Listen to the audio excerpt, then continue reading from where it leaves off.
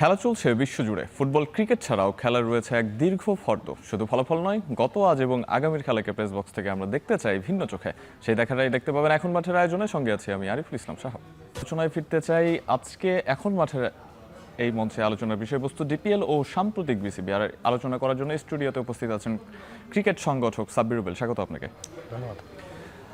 সাম্প্রতিক সময়ের অন্যতম একটা বড় প্রশ্ন ছিল যে ডিপিএলটা ঠিক কবে শুরু হবে, সেটা নিয়ে বিসিবির অ্যাডহক কমিটি বেশ কিছুদিন ধরে কাজ করছিল এবং অবশেষে মাঠে গড়িয়েছে ডিপিএল। তবে প্রথম দিনেই নির্ধারিত সময়ে ম্যাচগুলো শুরু হতে পারেনি। 5টি ম্যাচ শুরু হয়েছে, নির্ধারিত সময় ছিল সকাল 9টা। মাঠ ভেজা থাকার কারণে পরবর্তী সময়ে বেশ খানিকটা বিলম্ব হয়েছে এবং উদ্বোধনী অনুষ্ঠান হওয়ার কথা ছিল সেটা 9টার পরিবর্তে হয়েছে 10টায়। এবং আবাহনী ও লিওপার্ডসের যে ম্যাচটা বসুন্ধরা অ্যারেনায় হওয়ার কথা ক্রিকেট একাডেমিতে, সেই ম্যাচটাও শুরু হয়েছে বেশ কিছু দেরিতে। এই শুরুর যে অব্যবস্থাপনা, এত বিতর্কের পরে অবশেষে শুরু হলো, শুরুর দিকে কি আরেকটু সতর্ক থাকতে পারতো বিসিবি? অ্যাকচুয়ালি এটা আমি অব্যবস্থাপনা আমি বলবো না। সবার আগে আপনাকে খেয়াল করতে হবে যে আবহাওয়ার উপরে আমাদের কারো কোনো হাত নেই। আপনি প্রতিটা মাঠের দিকে তাকালে দেখবেন যে গতকালকেও ওয়েদারটা ভালো ছিল না, আজকেও অনেকগুলো মাঠে বৃষ্টি হয়েছে। এখন বৃষ্টিটাকে আমরা কিন্তু অব্যবস্থাপনা বলতে পারি না। এখন মাঠের কোনো প্রস্তুতিরও কোনো ঘাটতি ছিল বলে মনে হয় না। বাট যখন আপনি দেখবেন বেশ কয়েকটা মাঠে দেরিতে খেলা শুরু হওয়ার মূল কারণ হচ্ছে সকালেও অনেকগুলো ব্রিকেএসপিতে বলেন, সিএ ক্রিকেট একাডেমি বলেন, তারপর ইউল্যাবে বলেন, ওই অঞ্চলগুলোতে বৃষ্টি ছিল। বৃষ্টি থাকার কারণে, স্বাভাবিক কারণে যখন বৃষ্টি চলবে তখন গ্রাউন্ডসম্যানরা কিন্তু পিচ কাভারগুলো উঠাতে পারে না এবং মাঠের কর্মকাণ্ডগুলোও করতে পারে না। আর সবথেকে বড় কথা হচ্ছে প্রতিটা মাঠে ম্যাচ রেফারি আছেন এবং আম্পায়ার, ইন্টারন্যাশনাল মানের আম্পায়াররাও আছেন। তারা মাঠগুলো পরিদর্শন করবেন, করার পরে যদি দেখেন যে না মাঠগুলো প্রপারলি ঠিক আছে, দেন তারা কিন্তু খেলার জন্য বলবে যে না মাঠটা শুকনো আছে, ভিজা নাই বা কিছু, কোনো জায়গায় কোনো স্পটে যদি ওনারা অল্প পরিমাণও যদি দেখেন যে ওনারা মেইন জোনগুলোতে ভিজা থাকে বা কোনো প্লেয়ারের কোনো ক্ষতির কারণ হতে পারে, সেই ক্ষেত্রে তারা কিন্তু ওই জায়গাগুলো প্রিপেয়ার করার পরেই মাঠে খেলা ঘোরানোর পারমিশনটা দেন। তো বেসিক্যালি সেই জিনিসগুলোই কিন্তু হয়েছে। এবং আপনি বলবেন যে অনেকগুলো মাঠেই খেলা দেরিতে, বিকেএসপিতে বৃষ্টি হয়েছে, ওইখানে দেখেন স্বাভাবিক কারণে বৃষ্টি হলে পরে ওইখানে তারা দেরিতে খেলা শুরু হওয়াটাই স্বাভাবিক। এদিকে আপনি বলবেন পিকেএসপিতে ওই জোনটাতে কোনো বৃষ্টি ছিল না, যার কারণে ওই মাঠে কিন্তু পুরো 50 ওভারই খেলাটা হয়েছে। তো ওই মাঠে অব্যবস্থাপনা যদি থাকে তাহলে সব মাঠেই সেম জিনিসই হওয়ার কথা। হ্যাঁ, তো এটা আমি আমাদের যে গ্রাউন্ডস কমিটির যে রফিকুল ইসলাম বাবু ভাই, তার সাথে আমি একমত। আসলে এটা কোনো অব্যবস্থাপনার কোনো কিছু নেই। এটা বলতে পারো যে আবহাওয়ার কারণে খেলাগুলো একটু ডিলে হয়েছে। খেলা বিলম্ব হওয়ার কারণে রফিকুল ইসলাম বাবুকে বেশ কিছু প্রশ্ন করা হয়েছিল, বেশ কিছু অভিযোগও উঠেছিল এবং সেই অভিযোগগুলোর উত্তরও তিনি দিয়েছেন। আমরা রফিকুল ইসলাম বাবুর সেই কথাগুলো অবশ্যই শুনে আসবো। অব্যবস্থাপনা, তারপরে আম্পায়ারিং বিতর্ক এবং বেশ কিছু বিষয় নিয়ে তিনি কথা বলেছেন। তো সেই রফিকুল ইসলাম বাবুর কিছু কথা যেই বলেছেন সেটা আমরা একটু আগে শুনে আসি, তারপরে সেই বিষয় নিয়ে আমরা কথা বলবো।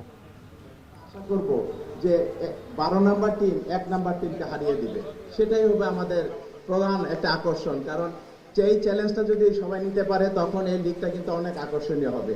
এখানে আমি আম্পায়ার, ম্যাচ রেফারি যারা আছে সবাইকে বলছি যে খেলাটা এত সুন্দর হতে হবে যাতে আমাদের ক্রিকেট অগ্রগতিতে কোনো বাধা সৃষ্টি না হয়। আমাদের যদি আমরা সঠিকভাবে এই খেলাগুলি চালাতে পারি তাহলে আমাদের ক্রিকেটেরই জয় হবে এবং অর্থাৎ বাংলাদেশের ক্রিকেটটা আরো এগিয়ে যাবে ইনশাল্লাহ। পাশাপাশি আমাদের অন্যান্য মাঠগুলিতে আমরা যতটুকু সম্ভব আমরা চেষ্টা করেছি যাতে কোনো ফ্যাসিলিটিজের কোনো সমস্যা না হয়, গ্রাউন্ডসের কোনো সমস্যা না হয়। সবাই কোঅপারেশন করেছে, সবাই এগিয়ে এসছে। রফিকুল ইসলাম বাবু কথা বলছিলেন এবং সেখানে বেশ কিছু প্রশ্নের মধ্যে একটা প্রশ্ন এসেছে যে ডিপিএল এ বরাবরই আম্পায়ারিং নিয়ে বেশ কিছু বিতর্ক ওঠে। আম্পায়ারিং এর মান নিয়ে নানা সময় প্লেয়াররা কথা বলেছেন, ক্রিকেট সংগঠক হিসেবে আপনারা কথা বলেছেন। এবার তার ব্যতিক্রম দেখতে পাবেন এমনই প্রতিশ্রুতি দিলেন রফিকুল ইসলাম বাবু। আপনার কি মনে হয় যে যেই সিন্ডিকেটটা ছিল এই মাঠের আম্পায়ারিংয়ে, সেটা ভেঙে বাংলাদেশ পরিপূর্ণভাবে ঘুরে দাঁড়াতে পারবে? অ্যাকচুয়ালি সম্প্রতিকালে আমরা মাঝখানে বেশ কিছু বছর দেখেছি যে আম্পায়ারিংয়ের মানটা মাঠের এমনভাবে ম্যানিপুলেশন হতো যে টিমগুলো মাঠে যাওয়ার পরে তারা বুঝে যেত যে আজকে তাদের ভাগ্যে কি নির্ধারণ হচ্ছে। ঠিক আছে, তো এখন স্পেশালি লাস্ট কয়েক বছর ধরে এটা একটু কমে আসছে। তো ডে বাই ডে যখন কমে আসছে, এখন বাবুভাইয়ের সাথে আমিও মানে আশা করবো ওই জিনিসটাই, যে এখন মাঠের ক্রিকেটে আসলে আম্পায়ারিংয়ের মান বাংলাদেশের আগে থেকে অনেক বেড়েছে। ভুল ভ্রান্তি হতেই পারে, হ্যাঁ, ভুল যে কোনো মাঠেই ভুল হতে পারে। আপনি জানবেন যে অনেক ভুলের জন্য এখন থার্ড আম্পায়ার পদ্ধতিটাও বেশ কয়েকটা গ্রাউন্ডে আছে, যেই কেউ চাইলে থার্ড আম্পায়ারের সাহায্যটাও নিতে পারবে। আশা করি ওই ভুলগুলো বাংলাদেশ শুধরে এখন মানে একদম নিরপেক্ষ আম্পায়ার দ্বারা প্রতিটা ম্যাচ পরিচালিত হবে।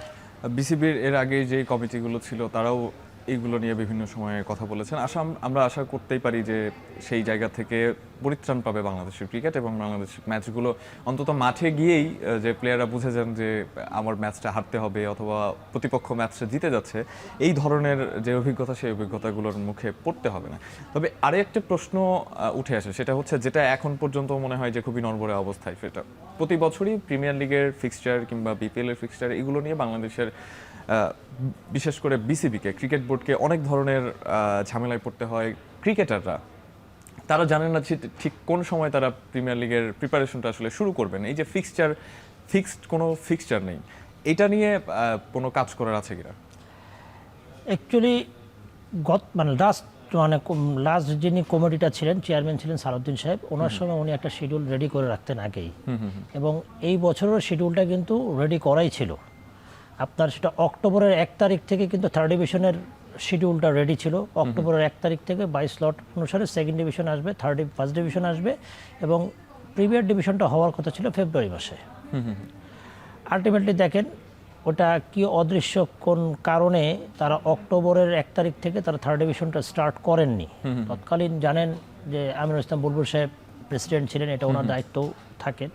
তো ওনারা কেন করেননি এটা ওনারাই বলতে পারবেন। ওই শিডিউল বিপর্যয়টাই কিন্তু এখন প্রিমিয়ার ডিভিশনটা এই জায়গায় এসছে, নয়তোবা কিন্তু প্লেয়াররা কিন্তু মোটামুটি প্রিপারেশন ছিল যে তারা বিপিএল শেষ, বিপিএল শেষ হওয়ার 10 দিন পরে তারা ডিপিএলে অংশগ্রহণ করতে পারবে। এটা মোটামুটি অনেক প্লেয়ারেরই কিন্তু আপনার মাথার মধ্যে এটা রয়ে যায়।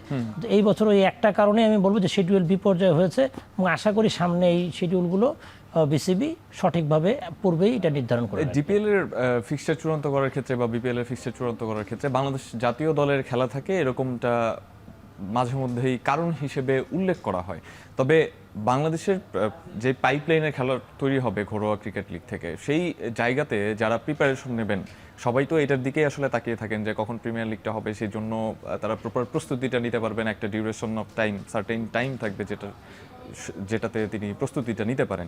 সেই প্রস্তুতিতে আসলে এই যে হুটহাট করে শুরু হয়ে যাচ্ছে কিংবা অনেক বিলম্ব হয়ে যাচ্ছে এবং বৃষ্টির কারণে অনেক ধরনের ঝামেলাও পোহাতে হচ্ছে, সেই ক্ষেত্রে কি অন্য সময়ে আসলে এটা রিশিডিউল করার কোনো সুযোগ আছে কিনা? অ্যাকচুয়ালি প্রিমিয়ার আমি বললাম যে প্রিমিয়ারের শিডিউলটা হচ্ছে আপনার জানুয়ারি, ফেব্রুয়ারি, মার্চের। ওই শিডিউলটার দিকে তাকালে আপনি বাংলাদেশের আবহাওয়ার প্রেক্ষাপটে কোনো ধরনের কোনো বৃষ্টির ব্যাঘাতটা ঘটে না। ওই সময়টা বাংলাদেশের ওয়েদারে ওই জিনিসটা যখন যেহেতু ঘটে না, ওইটাকে প্রপার টাইমটা বেছে নেওয়া হয়। এবং সেই সাথে যে বললেন আপনি ন্যাশনাল টিমের একটা শিডিউল দেখা হয়। ন্যাশনাল আসলে কি যদি আপনার একটা প্রতিযোগিতামূলক মানে খেলা করতে হয় এবং যদি আপনার লিগের আকর্ষণ যদি বাড়ানো থাকে, তখনই দেখবেন যে ন্যাশনাল টিমের প্লেয়াররা যখন অংশগ্রহণ করে লিগের জৌলসটা আরও বেড়ে যায়। এই কারণে অনেক সময় হয়তো ন্যাশনালের শিডিউলটাও চেষ্টা করা হয় যে ওইভাবে মেনটেন করা যায় কিনা। অবশ্যই। এবং এর সাথে সাথে আরও একটি বিষয়, যেহেতু আপনি প্রগতি সেবা সংঘের সংগঠক হিসেবে কাজ করছেন, সেই জায়গা থেকে এই যে বাংলাদেশে বিভিন্ন সময়ে আমরা যখন ক্রীড়া সংগঠকদের সাথে কথা বলি, তখন তাদের যেই অভিব্যক্তি থাকে যে আসলে ক্রিকেটের জন্য আপনারা বা তারা অনেক কিছু করছেন, নিজেদের মানে টিমের ব্যয় বহন করছেন, বা দেখা যাচ্ছে যে আর্থিকভাবে খুব একটা লাভবান হওয়ার সুযোগ নেই, তারপরে আপনারা টিমগুলোকে বা ক্লাবগুলোকে সচল রাখছেন। এটার ক্ষেত্রে বিসিবি থেকে আপনাদেরকে কতটুকু সহযোগিতা করা হয়? আপনাদের নিজেদের জন্য আসলে এটা কত বড় চ্যালেঞ্জ যে ক্লাবগুলোকে ধরে রাখবেন? কারণ আপনি যদি দলটাকেই কোনো মতো টিকিয়ে রাখতে হিমশিম খান, তাহলে সেখানে প্রতিদ্বন্দ্বিতার ব্যাপার আছে, লিগে মানে অবনমনের রেলিগেশন খাওয়ার একটা ব্যাপার আছে, বা পরবর্তীতে আপনি সুপার লিগে যাবেন, নেক্সট প্রিমিয়ার লিগে আপনি আরেকটু ভালো অবস্থানে থেকে শুরু করবেন। সেই জায়গাগুলো নিয়ে চিন্তাভাবনার সুযোগ কি আসলে অনেক কমে যায় কিনা?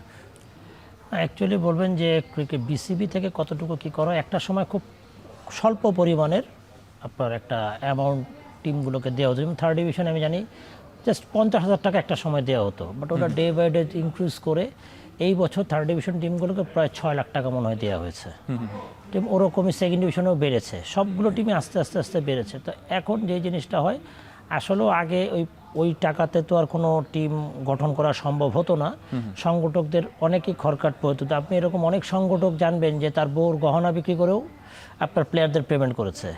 দেখা যাচ্ছে যে তার আজকে ইলেকট্রিসিটির বিল দেওয়া লাগবে, বিলের টাকাও সে প্লেয়ারদেরকে দিয়ে দিছে, লাইন কেটে দিছে বাড়ি, এরকমও অনেকের ঘটনা ঘটেছে।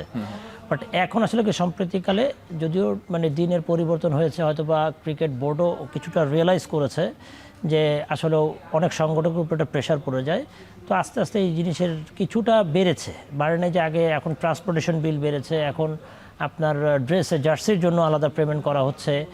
পাশাপাশি প্লেয়ারদেরকে দেখবেন যে আপনার ম্যান অফ দ্য ম্যাচের জন্য ক্রিকেট বোর্ড থেকে ওদের জন্য আলাদা করে করা হচ্ছে। তো এগুলো যখন মানে লাস্ট কয়েক বছরে বেড়েছে, তখন সামনে আশা করি তামিম আসছে। এখন যেহেতু সে একটা ন্যাশনাল মানে ক্যাপ্টেন ছিল এবং সে প্লেয়ারদের মর্মগুলো ভালো বুঝবে, এবং সে অনেক দিন ধরে এই আপনার প্রায় 17-18 বছর ধরে সংগঠকদের কষ্টগুলোও সে দেখে আসতেছে, সে সামনে থেকে দেখতেছে। সে যখন ছোট ছিল তখন থেকেই সে জানে যে সংগঠকরা কত কষ্ট করে আসতেছে। ও আজকে তো একদিনে তামিম হন নাই, সেই সংগঠকদের মর্মটাও আশা করি সে বুঝবে এবং সেই হিসাবে তার ইনিশিয়েটিভগুলো নিতে পারবে। এবারে ডিপিএলে বেশ কয়েকটা দল অংশগ্রহণ করেছে, 12টা দল, এবং সেই 12টা দলের তালিকাটা আমরা একটু দেখে নিতে চাই। তারপরে আর্থিক প্রসঙ্গে আবারও একটু আসবো। যেই 12টা দল অংশগ্রহণ করেছে তার মধ্যে আবাহনীর নাম আছে, মোহামেডানের নাম আছে, প্রাইম ব্যাংকের নাম রয়েছে, এছাড়াও বেশ কয়েকটা দল কিন্তু রয়েছে। ঢাকা লিওপার্ডস, আবাহনী এবং আবাহনীর বিপক্ষে আজকে ম্যাচ খেলবে সিটি ক্লাব রয়েছে, Gazi group cricketers, brothers union অনেকদিন ধরেই তারা খেলে আসছে, লিজেন্ড অব রূপগঞ্জ আছে, Rupganj strikers cricket club, Gulshan cricket club, Bashundhara strikers, অগ্রণী ব্যাংক এবং প্রাইম ব্যাংক, মোহামেডান স্পোর্টিং ক্লাবও আছে। এই যে এতগুলো নাম, এর মধ্যেও কিন্তু আবাহনী বা বসুন্ধরার কথা যদি বাদ দিই, বাকি ক্লাবগুলোতে কিন্তু আর্থিক একটা টানপোড়েন আছে, বিশেষ করে দল গঠন করার সময় বা দলবদল যে সময়টায় হয়, সেই সময়টায় এই আর্থিক টানপোড়েনের বিষয়টা বোঝা যায়। পরবর্তীতে যখন আপনি ম্যাচগুলো খেলতে যান, সেই সময় প্রতি ম্যাচের যে একটা খরচ, সেই বিষয়গুলো নিয়ে হিমশিম খান। এবং মোহামেডানের বেশ কয়েকজন ক্রীড়া সংগঠক আমাদের এখানে এসেছেন, তারা বিভিন্ন সময় বলেছেন যে আর্থিক সংকট তারা কাটিয়ে ওঠার চেষ্টা করছেন। এখন বাংলাদেশের যদি আপনি টপ র্যাঙ্ক ক্লাবগুলোর কথা বলেন, তাহলে আবাহনী, মোহামেডানের নাম সবার উপরে আসবে, এরপরে বসুন্ধরা তো আছেই।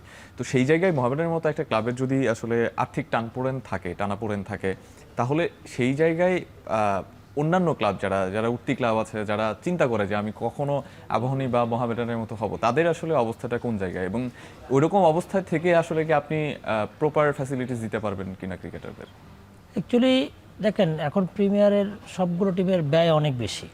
তো এই ক্ষেত্রে হয়তো আমি বলবো যে সবগুলো টিম তো স্পন্সর পাচ্ছে না, কিছু কিছু টিম স্পন্সর পাচ্ছে। একটা সময় আবাহনী অনেকগুলো স্পন্সর পেয়েছে, তাদের আর্থিক অবস্থা ভালো ছিল। বসুন্ধরা যেমন নিজস্ব আপনার একটা টিম, ওনাদের মতো করে ভালো একটা টিম গঠন করার চেষ্টা করে। এখানে লিজেন্ড অফ রূপগঞ্জ আছেন, যিনি লুৎফর রহমান বাদল সাহেব, উনি একাই এই টিমটার মানে ব্যয় বহন করেন।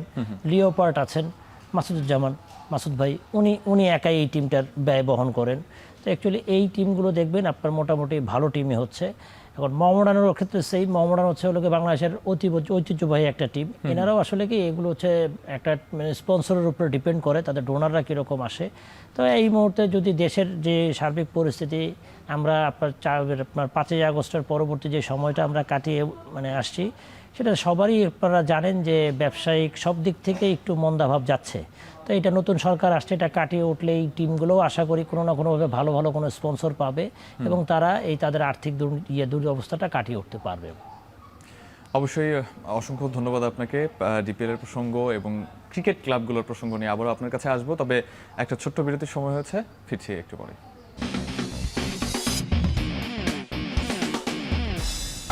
কথা বলছি ডিপিএল ও সাম্প্রতিক বিসিবি নিয়ে। আমার সঙ্গে আছেন ক্রিকেট সংগঠক সাব্বির রুবেল। আমরা ডিপিএল নিয়ে কথা বলছিলাম। এবার আজকে বিকেল 3টায় বিসিবির একটা বৈঠক আছে, যেই বৈঠকের নেতৃত্ব দেবেন অ্যাডহক কমিটির সভাপতি তামিম ইকবাল, বিসিবি সভাপতি হিসেবে যিনি এই মুহূর্তে কাজ করছেন। আগামী নির্বাচন নিয়ে সিদ্ধান্ত আসতে পারে এমন একটা গুঞ্জন শোনা যাচ্ছে। ডেফিনেটলি নির্বাচন নিয়ে তো আলোচনা হবেই, কারণ তামিম ইকবাল এসেই কিন্তু সময় বেঁধে দিয়েছেন যে 3 মাস পরে নির্বাচন, সেটা নিয়েই তারা কাজ করতে আসছেন। এখন প্রশ্ন যেটা উঠেছে সেটা হচ্ছে যে একটা কিঞ্চিত গুঞ্জন আছে যে তামিম ইকবালের এই কমিটি এসে বেশ কিছু কাজ করেছেন, যেমন ঘরোয়া ক্রিকেটে নারী এবং পুরুষ ক্রিকেটারদের বেতন ভাতা বাড়িয়েছেন, একই সঙ্গে ক্যাপ্টেন্স কার্ড বিতরণ করলেন, তারপরে আনুষঙ্গিক অন্যান্য বিষয়ে ফ্যাসিলিটিস, কিংবা আমরা দেখেছি যে তামিম ইকবাল যখন বাংলাদেশের ম্যাচ হচ্ছে সেই সময় গিয়ে দর্শকদের যে বিভিন্ন ব্যবহার্য জিনিসপত্র বা যেই জিনিসগুলো আসলে দর্শকদের একটু সুবিধা দেবে বা ফ্যাসিলিটিস দেবে, যে আর একটু ভালোভাবে খেলাগুলো উপভোগ করবে, সেই সব বিষয়ে তিনি কর্মচারীদেরকে প্রশ্ন করছেন, সেখান থেকে উত্তর নিচ্ছেন এবং সমস্যাগুলো তিনি জানতে চেষ্টা করছেন। এইখান থেকে একটা প্রশ্ন উঠে এসেছে এভাবে যে তামিম ইকবাল যেহেতু পরবর্তী নির্বাচনটা করতে চান, সেক্ষেত্রে কি তিনি অনেক আগেই নির্বাচনী প্রচারণা শুরু করে দিলেন কিনা? অ্যাকচুয়ালি এটা প্রচারণা আমি বলবো না, বলবো আসলে বাংলাদেশের যতগুলো এই পর্যন্ত বোর্ড প্রেসিডেন্ট এসছেন, আসলে কি সবারই এই ধরনের কোনো না কোনো কিছু হয়তো বা দায়িত্ববোধ ছিল, যে যেই জিনিসগুলো আছে প্লেয়ারদের প্রতি আসলে বোর্ড যারা আসেন, প্রেসিডেন্টরা আসেন, ওনারা হয়তো বা ডোমেস্টিক ক্রিকেট, হয়তো বা ন্যাশনাল টিম, ওগুলো নিয়েই চিন্তা করেন। বাট এর বাইরেও একটা পার্ট থাকে, যেটা বড় পার্ট হচ্ছে, সেটা হচ্ছে সাপোর্টার্সরা, যারা মাঠে আসেন, আপনার গ্যালারি থেকে চিৎকার করেন, বাংলাদেশ টিমকে উৎসাহ দেন। আসলে এদের ব্যাপারে একটা যে ইনিশিয়েটিভ নেওয়া দরকার, সেটা অনেক আগেই অন্যান্য বোর্ড প্রেসিডেন্টদের নেওয়া উচিত ছিল। এখন তামিম এখানে এসে হচ্ছে অ্যাডহক কমিটির দায়িত্ব নিয়ে আসছেন বোর্ড প্রেসিডেন্ট, ও আসার পরবর্তীতেই যেমন এই ইনিশিয়েটিভগুলি উনি নিচ্ছেন। এটা বলবো আসলে এটা প্রচারণা আমি বলবো না, এটা হয়তো বা পূর্বের যারা যে কাজগুলো করে গেছেন বা ভবিষ্যতে যারা আসবেন তাদের চোখে আঙুল দিয়ে এরা দেখিয়ে দিয়ে যাচ্ছেন যে এই কর্মকাণ্ডগুলো যারাই আসেন এদের দিকে একটু দৃষ্টি দেওয়া দরকার। আপনি দেখবেন যে ও অলরেডি ফ্যান রেডি করেছেন একটা, যে প্রতিটা গ্যালারিতে একটা বড় ফ্যান দিয়ে দেওয়ার। এটা আসলে দর্শকরা গরমের মধ্যে অনেকেই মানে আপনার অস্থির হয়ে যান। দ্বিতীয়ত হচ্ছেন পুরো স্টেডিয়াম শেড দেওয়ার ব্যাপার একটা বলেছেন। হ্যাঁ, পরবর্তীতে উনি নিজে গিয়েছেন, গিয়ে ওইখানকার আপনার খাদ্যের কি অবস্থা, খাদ্য মানে কোনো প্রাইস লিস্টটা উনি আলাদা করে রেডি করেছেন, এবং টয়লেটের ব্যবস্থার কীরকম আছেন এগুলো দেখেছেন। অ্যাকচুয়ালি এইটা হয় কি, আমরা পূর্বে যাদেরকে আমরা দেখেছি সবাই হয়তো বা ওই যেই কমিটি, সেই কমিটির উপরে দায়িত্বটা দিয়ে দিতেন। বাট এই বর্তমানে তামিম ইকবাল এসে আসলে কি ওই কমিটির উপরে উনি দায়িত্বটা ছাড়েন নাই, উনি দায়িত্বটা নিজেও তদারকি করার চেষ্টা করেছেন, যে হয়তো বা এটা ভবিষ্যতের জন্য এটা আমাদের একটা ভালো দৃষ্টান্ত থাকবে। ডেফিনেটলি তামিম ইকবাল যেটা করছেন অবশ্যই প্রশংসার দাবি রাখে, যেই কাজগুলো করেছেন, ক্রিকেটারদের বেতন বাড়িয়েছেন, কিংবা গ্যালারিতে দর্শকদের কষ্ট হয় জন্য ছাউনি দেওয়ার যে ব্যবস্থাটার ইনিশিয়েটিভ তিনি নিয়েছেন, এবং ওয়াশরুমে গিয়ে সরাসরি তিনি পরিচ্ছন্ন কর্মীদের সাথে কথা বলছেন, সেখানে কিভাবে আরও বেটার ইনপুট দেওয়া যায় সেটা নিয়ে তিনি কথা বলছেন, সেগুলো নিয়ে কোনো ডাউট নেই। তবে কিছু কিছু ব্যাপার নিয়ে একটু প্রশ্ন থেকেই যায়, যেমন হচ্ছে ক্যাপ্টেন্স কার্ড যখন দেওয়া হলো তখন তাপস বসু তিনি কিন্তু একটা কথা তুলেছিলেন যে ক্যাপ্টেন্সদের, আমাদের ক্রিকেটারদের কারণেই তো আসলে ক্যাপ্টেন্স আসে, এবং ক্যাপ্টেন একা একা আসলে জিততে পারে না, ক্রিকেটারদেরকে নিয়ে জিততে হয়। সাকিব আল হাসান গতকাল একটা পত্রিকায় তিনি একটা সাক্ষাৎকার দিয়েছেন, সেই সাক্ষাৎকারে তিনি বলেছেন যে ক্যাপ্টেন্সদের যেটা দেওয়া হয়েছে সেটা অবশ্যই প্রশংসার, তবে একই সঙ্গে ক্রিকেটারদের সুযোগ সুবিধা যেন সেখান থেকে আলাদা করা না যায়, পার্থক্য মানে ক্রিকেটাররা যেন ওই যে বৈষম্যটা যেন না করা হয়, সেই বিষয়ে তিনি দৃষ্টিপাত করতে বলেছেন। সেটাকে আসলে আপনি কিভাবে দেখেন, যে ক্রিকেটারদেরকেও আসলে কি এই কার্ডের আওতায় আনার দরকার ছিল কিনা? আসলে দেখেন, ক্যাপ্টেন্স কার্ড এটা ক্যাপ্টেনদের দিয়ে মাত্র শুরু করলো, মানে কেউ কমেন্টস করে বসলো। আমি বলি তাপস বসু উনিও বাংলাদেশ ন্যাশনাল টিমেরই প্লেয়ার, উনি বাংলাদেশ টিমের একটা পার্ট, অনেকদিন বাংলাদেশ টিমকে সার্ভিস উনি দিয়েছেন। But at the same time সব কিছু একবারে কিন্তু কেউ শুরু করতে পারবেন না। তো ক্যাপ্টেনদের দিয়ে এই যাত্রাটা উনি শুরু করলেন, এখন ধাপে ধাপে ওনাকে দেখা একটু অপেক্ষা করা উচিত, যে বাকি প্লেয়ারদেরও উপরে অবশ্যই সে যখন ক্যাপ্টেনদের দিয়ে শুরু করছেন, বাকি প্লেয়ারদেরও যাবেন, যে বাই টার্ন ওনাকে একটু সামনে এগুতে দেন, দেখেন উনি করেন কিনা। যদি দেখেন যে না উনি করতে পারেন নাই বা এটা বেশি সময় নিয়ে নিয়েছেন, তখন আপনি একটা কমেন্টস করলে সেই কমেন্টসটা হয়তো বা যৌক্তিক ছিল। অবশ্যই, এবং আরও একটু তো ডেফিনেটলি সময় দিতে হবে। একই সঙ্গে তামিম ইকবাল যে অ্যাডহক কমিটির সভাপতি পরবর্তীতে তিনি নির্বাচন করবেন, এটা নিয়েও কিন্তু আসলে অনেক কথাবার্তা ছিল। এখন যিনি ভালো কাজ করবেন অবশ্যই তাকে নিয়ে অনেক বেশি সমালোচনা হবে, তাকে সেখানে ফাইন টিউনিং করার অনেক জায়গা থাকে। যিনি কাজ করেন না তাকে নিয়ে আসলে সমালোচনা কম হয়। তামিম ইকবাল এসে অনেক কাজ করার চেষ্টা করছেন এবং সেটা দৃশ্যমান। তবে এই যে অ্যাডহক কমিটির সভাপতি হিসেবে থেকে পরবর্তীতে আবার নির্বাচন করা, সেটা ক্রিকেট সংগঠক হিসেবে আপনি কিভাবে দেখছেন, বা ক্রিকেট পাড়ায় এই গুঞ্জনটা যেরকম রয়েছে, ইতিবাচক নেতিবাচক দুই পক্ষেই কথা বলা বলি হচ্ছে, সেটাকে আপনি আসলে কিভাবে মার্ক করবেন? অ্যাকচুয়ালি অ্যাডহক কমিটি হিসেবে উনি নির্বাচন করবেন কি করবেন না এটা নিয়ে যে কথাগুলো হচ্ছে 2013 সালে নাজমুল হাসান পাপন সাহেব অ্যাডহক কমিটির মাধ্যমে এসেছিলেন এবং ওই বোর্ডের ম্যাক্সিমাম অ্যাডহক কমিটিতেই ছিলেন। পরবর্তীতে ওনারা কিন্তু অ্যাডহক কমিটির হয়ে ইলেকশনও করেছিলেন। এখন এরপরে অ্যাডহক কমিটিটা এইবারই হয়েছে।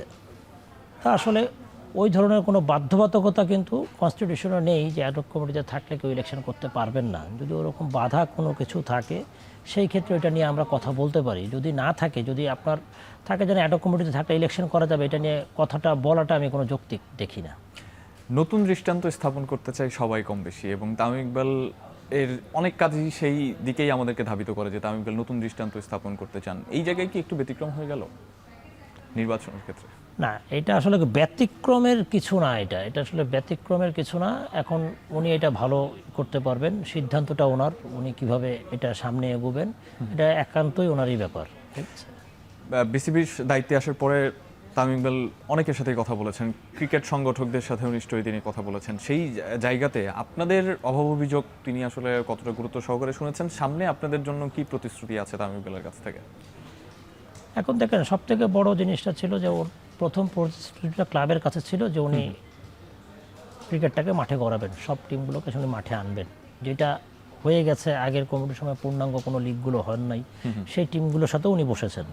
এবং সবথেকে বড় চ্যালেঞ্জ ছিল ডিপিএলটা মাঠে গড়ানো। আপনি দেখেন যে খুব ওর কাছে কিন্তু সময় খুবই অল্প, এই অল্প সময়ের মধ্যে কিন্তু আপনার একই দিনে 6টা ম্যাচ মাঠে গড়াচ্ছে। এবং এটাও ধন্যবাদ পাওয়ার যোগ্য, কারণ এত সাহস নিয়ে আগানোটা তার জন্য হয়তো বা একটু কঠিন ছিল। এসে উনি কিন্তু সিটে বসেছেন, একটা মাসও হন নাই, এর মধ্যে এটা উনি মাঠে গড়িয়েছেন। মানে সামনে আর অল্প কিছুদিন আছে, লিগটা শেষ হোক। আমরা চাইবো যে লিগটা ভালোভাবে শেষ হোক, এটাতে মানে ঢাকার ক্রিকেটের জন্য অনেক বড় একটা অ্যাচিভমেন্ট থাকবে। পরবর্তীতে 3rd ডিভিশন লিগ আছে, সেটাও শেষ হবে, আশা করি তার মাধ্যমে শেষ হবে। এবং তারপরে আপনার কোয়ালিফাইং আছে, আশা করি কোয়ালিফাইংটা করতে পারলে তার জিনিসটা পূর্ণাঙ্গ হবে, যেটা ক্লাবের কাছে যার কমিটমেন্ট সে মাঠে করাবে সেটা মাঠে করাচ্ছে। আজকে বিকেলের মিটিংয়ে যেহেতু আগামী নির্বাচন নিয়ে, বিসিবি নির্বাচন নিয়েও সিদ্ধান্ত আসতে পারে, সেই ক্ষেত্রে আগামী নির্বাচনে বিগত তো বেশ কয়েকটা নির্বাচন হয়েছে, সেই নির্বাচনগুলোতে আমরা নানান ধরনের বিতর্ক দেখেছি। এই নির্বাচনটায় আসলে তামিম ইকবালকে আপনি কোন ভূমিকায় দেখতে চান, বা নির্বাচনের সময় পেছনের বিতর্ক এড়াতে আসলে কি করা জরুরি বিসিবির? মানুষ ইতিহাস থেকে শিক্ষা নেয়, আশা করবো ও ইতিহাস থেকে শিক্ষা নেবে, যে জিনিসগুলো ঘটে গেছে এই ধরনের কোনো ঘটনা যাতে মানে সামনে সময়গুলোতে না ঘটেন, একটা সুন্দর একটা নির্বাচন হয়, এইটি আমি আশা করব। অবশ্যই আরও কিছু প্রসঙ্গ আছে, আমরা সেগুলো নিয়েও কথা বলবো, তবে এই মুহূর্তে আরও একটা বিরতি নিতে হচ্ছে। দর্শক, একটা বিরতি নিচ্ছি, ফিরছি একটু পরে। বিসিবি ও ক্রিকেট ও ক্রিকেটারদের নিয়ে কথা বলছি, আর এই বিষয়ে কথা বলবার জন্য স্টুডিওতে আমার সঙ্গে আছেন সাব্বির রুবেল, ক্রিকেট সংগঠক।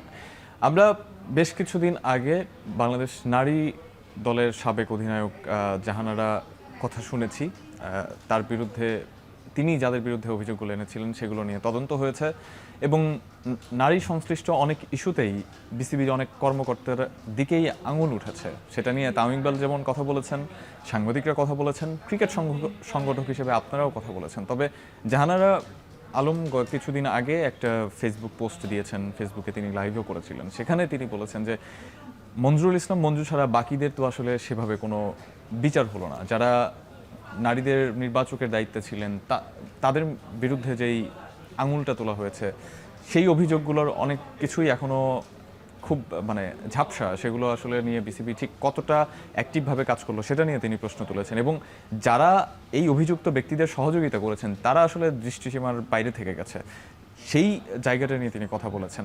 তামিম ইকবাল নিজেই এই বিষয়টাকে প্রোটেস্ট করেছেন, নারী ক্রিকেটারদের পাশে ছিলেন, তিনি এখন বিসিবির সভাপতি হয়েছেন। আপনার কাছে কি মনে হয় যে এই বিষয়টাকে তামিম ইকবাল আরেকটু ভালোভাবে দেখতে পারতো কিনা? একটু দেখেন, একটা কমিটি আগে এটা নিয়ে একটা তদন্ত করেছে, তারা একটা রিপোর্ট দিয়ে গেছেন। এটার পরবর্তীতে জাহানারা ইস্যুতে আমরাও মাঠে ছিলাম, আমরাও নেমেছি, কথা বলেছি, ঠিক আছে, আমরাও চাই এটার একটা সুষ্ঠু তদন্ত হোক। বাট যেহেতু ওই সময় যাদের মানে নামগুলো এসছে, তৎকালীন বোর্ডের সম্পৃক্ত অনেকের নাম ছিল, তো স্বাভাবিক কারণে হয়তোবা আমরা চিন্তা করেছিলাম যে এখানে একটা নিরপেক্ষ তদন্ত কমিটি আমরা দাবি করেছিলাম যে নিরপেক্ষ তদন্ত কমিটি যেটা বোর্ড সংশ্লিষ্ট কেউ না থাকেন, সেই ক্ষেত্রে আমরা মনে করতাম এটা সুষ্ঠু একটা তদন্ত হতো। বাট যেই পানিশটা দিয়েছেন এটা আসলে ও যেহেতু আপনার পুরোপুরি স্যাটিসফাইড না, হ্যাঁ, সেই ক্ষেত্রে তার বক্তব্যটা সে পেশ করেছেন। তো এখন এই বোর্ড এসছে এবং তামিম ইকবাল নিজেও একটা প্লেয়ার ছিলেন, সেও এই অনুভূতিটা হয়তো বা বুঝবেন।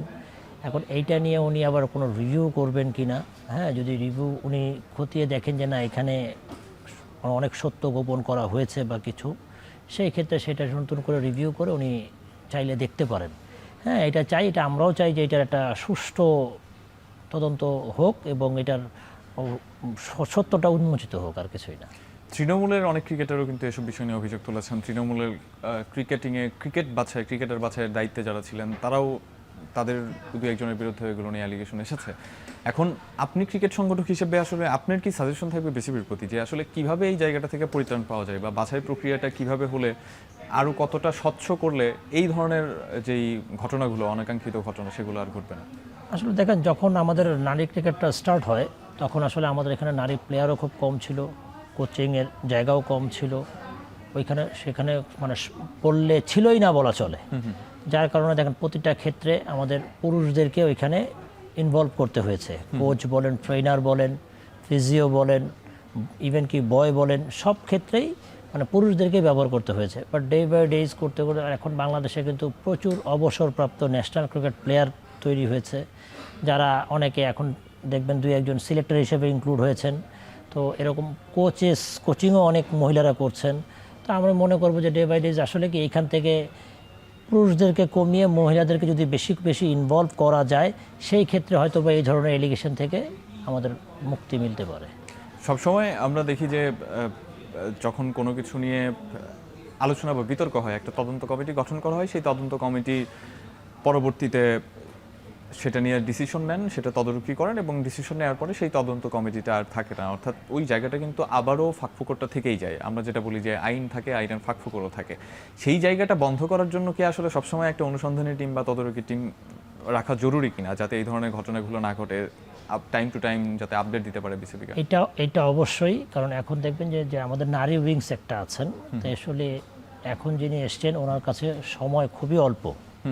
সামনে ইলেকশনের পরে যখন নতুন করে কেউ আসবেন, আসলে যিনি দায়িত্বে আসেন ওনারই এই জিনিসটা উচিত হবে, আলাদা করে একটা ওনাদের উপরে একটা অনুসন্ধানের একটা টিম রাখা উচিত, যারা কিনা বা টিম বাইরে থেকে টোটাল ওমেন্সের যে কর্মকাণ্ডগুলো হচ্ছে, কোথায় রাইট জিনিসগুলো হচ্ছে, কোথায় রং হচ্ছে, এগুলো যেন তারা জাস্টিফাই করতে পারে, করে তারা যেন ইনিশিয়েটিভগুলো নিতে পারে, এইটাই আমার মনে হয় সবথেকে বেটার।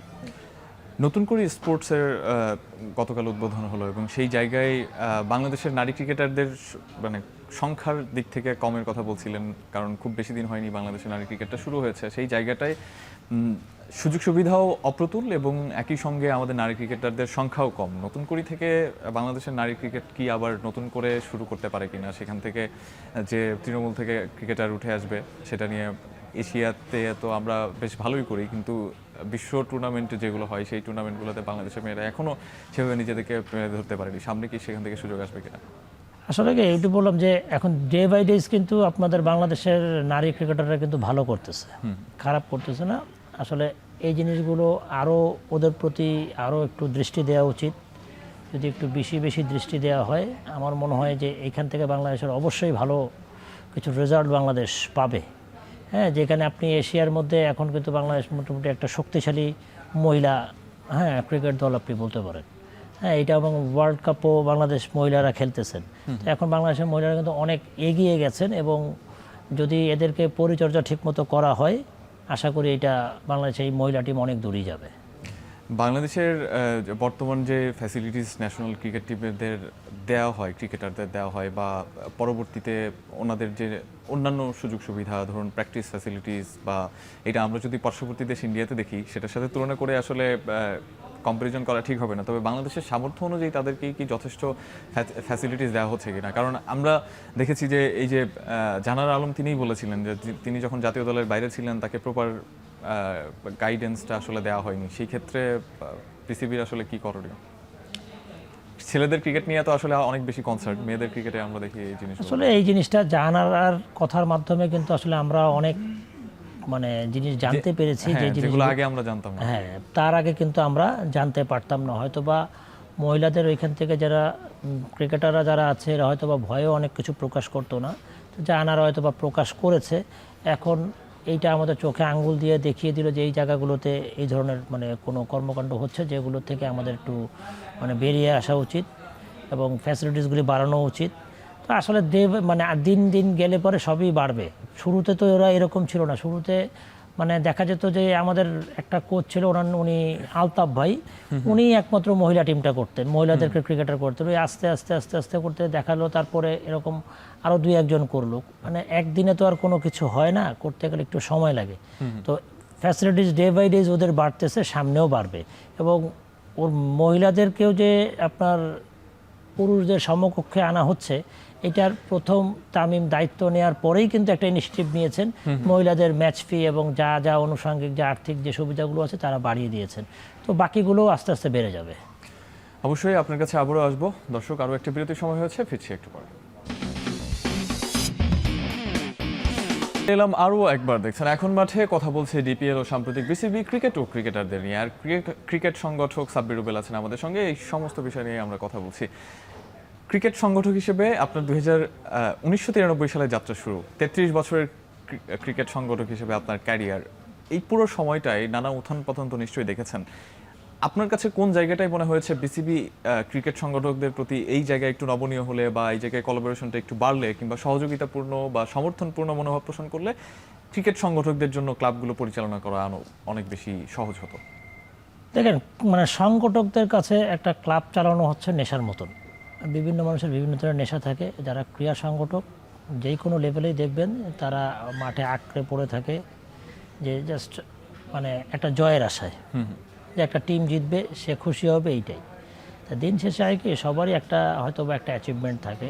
তো ক্রিকেট বোর্ড যেই জিনিসটা করতে পারতো, খুব বড় কিছু না, যে ক্রিকেট বোর্ড যদি প্রতি বছর এক একটা সংগঠককে মানে তৃণমূল পর্যায় থেকে শুরু করে মানে ইয়াং সংগঠক বলেন বা একটা আপনার যদি একটা তারা অ্যাওয়ার্ড টাইপের কোনো কিছু তারা মানে সামনে আনতে পারে, এইটাই তার সারা জীবনের কিন্তু পুঁজি। একটা সংগঠকের জন্য এই পুঁজিটাই অনেক বড়, যে সে বাংলাদেশের মানে সর্বোচ্চ পর্যায় থেকে সে একটা স্বীকৃত পেল যে আমি একটা ক্রীড়া সংগঠক। এর বেশি সংগঠকদের কাছে আসলে ওই রকমভাবে কোনো কিছু চায় না। আপনারা যেহেতু অনেক বেশি অভিজ্ঞতা সম্পন্ন ক্রিকেট সংগঠক, সেই জায়গায় আপনারা এই যে একটু আগে যেটা বললাম নানা উত্থান পতন তো আপনারা দেখেছেন, সেই জায়গাতে এই যে কিছুটা একটা মানে নড়বড়ে অবস্থা বাংলাদেশের প্রথম শ্রেণী বলেন, দ্বিতীয় বিভাগ বলেন, তৃতীয় বিভাগ বলি বা প্রিমিয়ার লিগ বলি, বিপিএলেও ইনফ্যাক্ট আমরা এই বিষয়গুলো দেখি যে একটু হলেও নড়বড়ে একটা সিচুয়েশন থাকে। মানে খুবই একটা মানে আগে থেকে পুরো পরিকল্পিত যে ফরম্যাট, সেই ফরম্যাটগুলো ঠিকঠাক ওয়ার্ক করে না, প্রতি বছরই কোনো না কোনো ঝামেলা হয়। এখান থেকে আসলে বেরিয়ে আসার উপায় কি? এখান থেকে অ্যাকচুয়ালি বেরিয়ে আসার উপায় হচ্ছে কি, ক্রিকেট বোর্ডেরই একদম টোটালি একটা ফিক্সড ক্যালেন্ডার করে দেওয়া উচিত, যে প্রিমিয়ারটার থেকে শুরু করে থার্ড ডিভিশনটা। আমি বলবো যে আসলে এখন তো দেখা যাচ্ছে সম্ভবত বাংলাদেশে একমাত্র ব্যতিক্রম ক্রিকেট প্রিমিয়ার দেখা যাচ্ছে কি, যে একটা সময় আপনার সবগুলো ডিভিশনের দলবদল একসাথে হতো। যখন ঢাকা স্টেডিয়ামে খেলা হতো সবগুলো ডিভিশনের একদম, তখন থার্ড ডিভিশন ছিল না, second division, first division, premier একসাথে দলবদলটা হতো। এখন দেখা যাচ্ছে যে সব প্লেয়াররা স্টেডিয়াম মুখরিত, কোনো অনলাইন ছিল না, একদম তারা ফিজিক্যালি আসতো, টিমগুলো ব্যান্ড পার্টি নিয়ে আসতো, আবহানী মোহনার মতো দল, একদম মনে হতো যে ওই এলাকাটাই থাকতো উৎসব মুখর। এটা ডে বাই ডে যেগুলো হারিয়ে গেছে, আসলে ওইরকমভাবেই আপনার একটা শিডিউল করে দেওয়া উচিত। যে প্রিমিয়ার আগে হলে হয় কি, প্রিমিয়ারটা একটা শিডিউল করে, যে প্রিমিয়ার হবে, ফার্স্ট ডিভিশন হবে, সেকেন্ড ডিভিশন, তারপরে যদি থার্ড ডিভিশনটা হয়, এক্ষেত্রে আপনার যেই প্লেয়ারটা প্রিমিয়ার ডিভিশন খেলতে পারবেন না, সে ফার্স্ট ডিভিশনের জন্য তার একটা সুযোগ থেকে যায়। আবার ফার্স্ট ডিভিশনের প্লেয়ারটা যদি খেলতে না পারেন, তার সেকেন্ড ডিভিশনে খেলার সুযোগ থেকে যায়। তো এখন এই জিনিসটা হয়ে গেছে কি উল্টো, একটা সেকেন্ড ডিভিশন থার্ড ডিভিশনের প্লেয়ার যদি সেকেন্ড ডিভিশন লিগ হবে, তখন আমি সেকেন্ড ডিভিশন খেলবো, তার পারফরমেন্স ভালো, সে আশা করে বসে থাকে। যখন সেকেন্ড ডিভিশনটা আসে, তখন যদি সে মাঠে নামতে না পারে, তার কিন্তু পুরো ক্যারিয়ারটাই নষ্ট হয়ে যায়। একদম। এই জিনিসটার থেকে যদি এখন আমার মনে হয় উপর থেকে স্টার্ট করা হয় নিচ পর্যন্ত, তাইলে এখন একটা প্লেয়ার উপরে খেলতে না পারলে তার পরবর্তীতে নিচে একটা খেলার সুযোগ থেকে যায়। হ্যাঁ, সেই শিডিউলটা আসলে আমি মনে করি যে ক্রিকেট বোর্ডের একদম বোর্ড মিটিংয়ের মাধ্যমে পাশ করে নিয়ে আসা উচিত এবং ওই শিডিউলটাতেই প্রতি বছর আপনার লিগটা করা উচিত। এর মধ্যে তামিমের একটা ভালো ইনিশিয়েটিভ আমার কাছে দেখেছি, কদিন আগে প্রেস কনফারেন্সে উনি বলেছেন যে প্রতিটা জায়গাতে উনি 2টা করে টিম থাকবে, এ টিম বি টিম, যে এ টিম না খেললে বি টিম খেলবে। ঠিক সেই বাংলাদেশে যখন ডিপিএলটা ওই সময় লিগগুলো হবে, যাতে আপনার ন্যাশনাল টিমের প্লেয়ার যদি খেলতেও না পারে তখন কিন্তু পর্যাপ্ত প্লেয়ার তখন মাঠে থাকবে, প্লেয়াররা খেলতে পারবে, এতে অন্য প্লেয়ারদেরও সুযোগ হবে। সুযোগ সৃষ্টি করলে এখন আপনার সেই ক্ষেত্রে আপনার যত প্লেয়ার বাড়বে বাংলাদেশের ক্রিকেটটা আরও এগিয়ে যাবে সামনে। সাবির ভাই, ক্রিকেট পাড়ায় একটা কথা প্রচলিত আছে যে বাংলাদেশের বিসিবি ঢাকাই ক্লাবগুলোর ক্রীড়া সংগঠক দ্বারা প্রভাবিত এবং এ কারণে তৃণমূল পর্যায় থেকে আসলে খুব বেশি ক্রিকেটার উঠে আসার সুযোগ পায় না, কথাটা কি সত্য?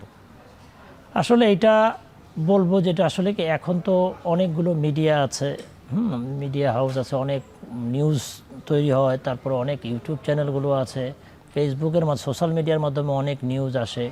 তারা আসলে চিন্তাই করে না যে ঢাকার ক্রিকেটটাই হয়তো বা ক্রিকেট বোর্ডকে ডোমিনেট করতেছে বা তারা প্রভাব বিস্তার করতেছেন। অ্যাকচুয়ালি সেরকম কোনো কিছুই না।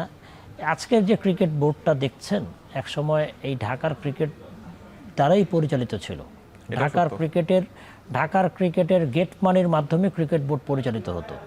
এখন ক্রিকেট বোর্ডের টাকায় ঢাকা লিগের ক্লাবগুলো পাচ্ছে, বাট একটা সময় ছিল উল্টো, যে খেলা হতো এই টিকিট বিক্রির টাকা দিয়ে ক্রিকেট বোর্ড চলতো। ঠিক আছে, তখন আসলে কি ওই রকমভাবে অনুভূতি ছিল। ডিস্ট্রিক্টে আমরাও চাই যে ডিস্ট্রিক্টগুলোতে খেলা হোক, এটা আমাদেরও জোর দাবি থাকবে। প্রতিটা ডিস্ট্রিক্টেই লিগগুলো পরিচালনা করা উচিত। যখন প্রতিটা ডিস্ট্রিক্টে লিগ করবে বা জোনাল ক্রিকেটগুলো তারা চালু করবে, দেখবেন অটোমেটিক্যালি আপনার প্রতিটা জোনে আলাদা আলাদা করে ক্রিকেট হলে পরে ক্রিকেটার অনেক করবে। তখন এই যে ঢাকার ক্রিকেট ডোমিনেট করে এই ধরনের কোনো শব্দ তখন হবে না। যখন আপনি অন্য ডোরগুলো যখন বন্ধ থাকবে, একটা দরজা যদি খোলা থাকে সবাই কিন্তু সেই দরজার দিকেই তাকিয়ে থাকবে যে এই দরজাটা খোলা, অন্য দরজাগুলো বন্ধ। তো বা ঢাকার ক্রিকেটের দরজাটা কিন্তু খোলা, সব প্লেয়াররা দেখবেন আপনি বাংলাদেশের যেই কোনো আপনি কোনায় যান না কেন, যেই কোনো ডিস্ট্রিক্টের কথাই বলেন, কোনো প্লেয়ারকে জিজ্ঞেস করবেন সে তার ডিস্ট্রিক্টের আশায় থাকে না, সে ঢাকার ক্রিকেটের আশায় থাকে। আমরাও চাই এইটার পরিবর্তন আসুক। পরিবর্তন আসলে হবে কি যে আপনার দেশের ক্রিকেটটা উন্নতি হবে। এক্স্যাক্টলি, এটাই। অসংখ্য ধন্যবাদ সাব্বিরুল ভাই আমাদেরকে সময় দেওয়ার জন্য। দর্শক, আমরা বিভিন্ন সময় আসলে বিকল্পের কথা বলি, পাইপলাইনের কথা বলি, এবং সেটা শুধু ক্রিকেটারদের ক্ষেত্রে নয়, ক্রীড়া সংগঠক বা ক্লাবের ক্ষেত্রেও সেই পরিবর্তনগুলো যখন আসবে বা পরিবর্তনগুলো যখন নেওয়া হবে সেটা সবাই আলোচনা করে সেখান থেকে একটা সুন্দর সিদ্ধান্তে আসবে এবং বাংলাদেশের ক্রিকেটে বিকল্পের অভাব হবে না, সেই প্রত্যাশা আগামীর জন্য। এতক্ষণ যারা আমাদের সঙ্গে ছিলেন তাদেরকে অসংখ্য ধন্যবাদ।